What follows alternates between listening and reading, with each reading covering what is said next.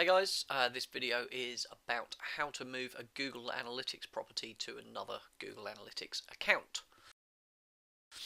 You're watching Tea Time with Tillison. This is the show where we share tips and advice on how to get more sales and more leads online. So let's start by understanding why this might need to happen. The reason this came about and what inspired me to just create this little video for you is this happens an awful lot. It's really frustrating. So you may have a website. It was built for you by a web designer, web developer, and they created the website for you, and they also added Google Analytics to your website for you, which is fantastic.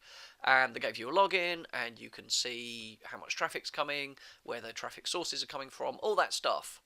But you can't add specific filters. You can't come to an agency like us to manage your Google AdWords campaign or your SEO campaign and start doing the really good stuff to your Google Analytics account. Why can't we do that? Well, permission. The problem is that to be able to do a lot of the filtering and the views and changes that we need to do, you or we may need full admin access to your Google Analytics account. And here's why that isn't always possible. So, just first, let's understand what a Google Analytics account, what the structure is. So, we have first and foremost an analytics account. And that will belong to you or somebody within your organization, I would hope. It could belong to your web developer, which is what creates this problem. And within an analytics account, you can create multiple properties. So the idea here is that you might have one or two or three websites. You might have one property for your website and one property for your YouTube channel, for example. You might have a property for an app that you've got, a mobile app, something like that. So it's fairly legitimate use for Google Analytics to have multiple properties within a specific Google Analytics account. And that's fine.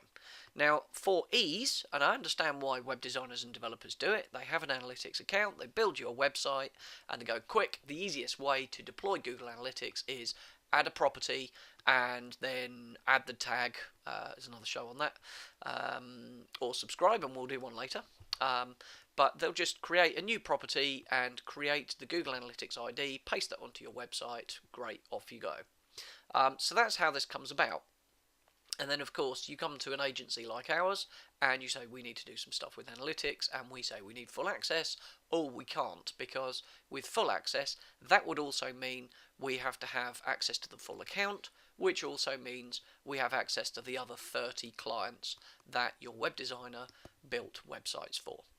So, this has been extremely frustrating. We've even got to the point where we've had to start a fresh analytics account to get over this problem. But good news, Google now lets us move analytics properties from one analytics account to another. Hurrah! So our pain is over. Not quite, it's a bit fiddly. So what you're going to need first of all is you're going to need to go and create a new Google Analytics account in your name, your email address, new email address, whatever you like, doesn't matter, but it needs to be a new analytics account or one that you have full admin rights over. So full admin rights on a Google Analytics account. The next thing you're going to need to do is go to the user management section here of the Google Analytics account and add the person with admin rights for the analytics account where your property currently is. So using the example, if your web designer, web developer has the analytics account that is the source account where your property is, you need to invite them to have full admin rights of your new account. Okay, so head in there, follow the instructions. Okay, give them full admin rights, just tick every single box. Okay, add permissions for someone at someone.com, and then just tick absolutely everything and then add them. Okay, so that's that part, nice and easy. The next thing we then need to do is your web designer needs to go to their Google Analytics account in here, pick your property from the list, click on Property Settings, and then click this magic button right here, Move Property. Select the destination account, and your new AdWords, your new analytics account will now appear in this list. They select that account. I would recommend replacing the existing property and view permissions with the permissions of the destination account. That means you will inherit, once the account moves, you will inherit the permissions for that property, the same permissions that you have with the account, i.e. full admin permissions. The designer and developer will still retain those because you've given them in your new property as well. So just replace that and then confirm that you accept the terms and conditions, etc., etc., and then click Start Move. That's it. You should be done as soon as that happens. Just a couple of points to note.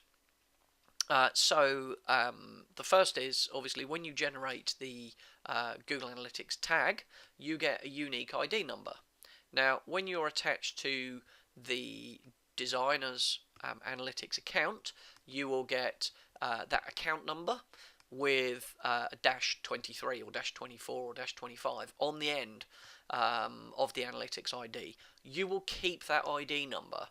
So although it's account and then -1, -2, -3, -4 for each property you create, you will create that unique ID. There is no need to change the analytics script on your website when you are moving the analytics property to a new analytics account. So don't worry about that. So that's all you need to do. So thank you, Google, for making that so much more easy, and we can control the data, and we can look back and we can compare this year's data with last year's and keep our data intact. So fantastic. If you've enjoyed this and found it helpful and you'd like more tips on growing your business online, this is a regular show. Do subscribe. If you've got questions on this, ask in the comments. If not, we'll see you another time.